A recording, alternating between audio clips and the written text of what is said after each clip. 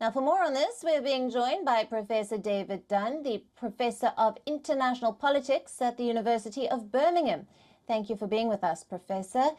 Now, the UK's Royal Navy is hiring for a Rear Admiral through LinkedIn. Why is this the case, and does this highlight the staffing crisis in the UK? I think there are two separate points here. The LinkedIn advert was not the only way they were recruiting. They were using that particular platform as a way to publicize the availability of this post, because the initial round of applications was fairly thin.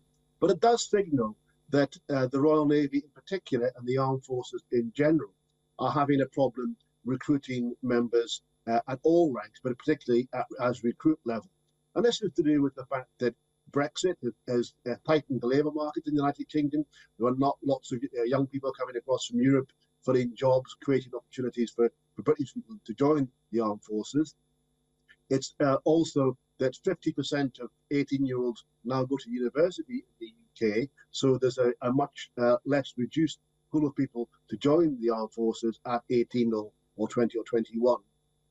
And then, because of the period of 20 years of peace, the Gen Z generation, or Gen Z generation, are not interested in the armed forces in the same way that previous generations of recruits were interested in joining the armed forces as a career. And this is something we see across Europe, the United States, and Australia.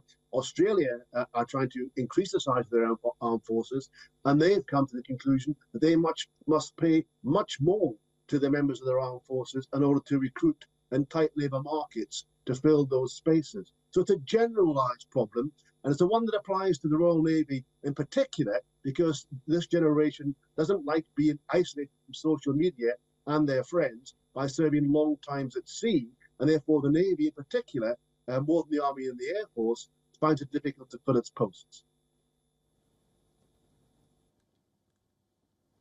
Right. Now, Professor, you spoke about some of those numbers as the data had revealed.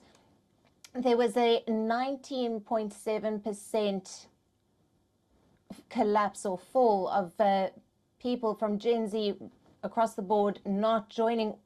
Why are we seeing such high numbers, especially with Gen Z not signing up to join the Royal Navy? I say it's partly the internet age, it's partly the connectivity, because, for example, the submarines force, they can spend up to 6 months at sea having no contact with their family or friends or any social media. And this generation that can't spend 5 minutes without looking at their phone find that very difficult to do. It's partly that actually there are many other opportunities that are better paid than the armed forces. So young people leaving university or leaving school at 18 now have a much wider range of things to do, and the armed forces aren't competitive in terms of the pay that they offer to this generation. And also actually the sensibility of this generation. They're more concerned about environmental questions rather than national security concerns, partly because they've grown up in a period of peace until, of course, very recently with the war in Ukraine.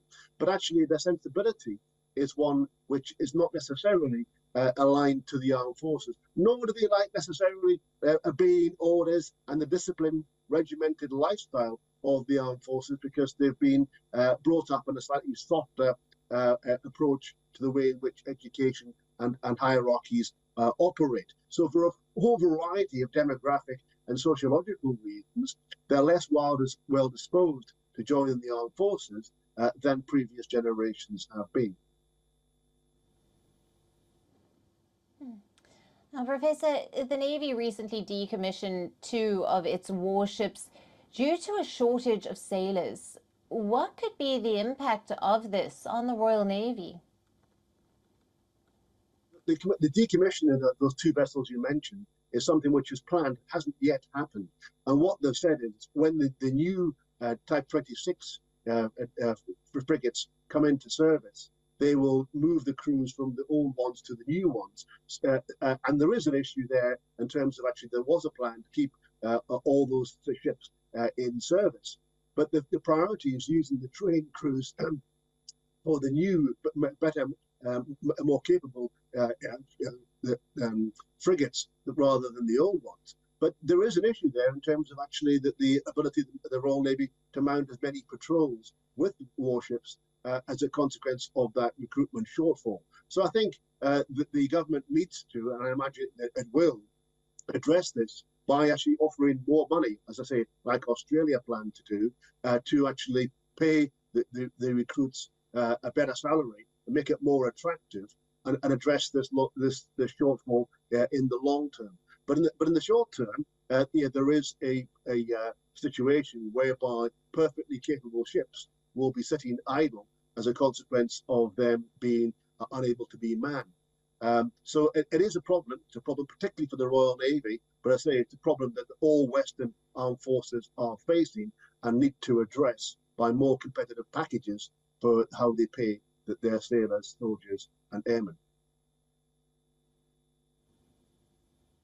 Absolutely. Professor Dunn, thank you very much for being with us on this broadcast and all your valued insights there. Always a pleasure.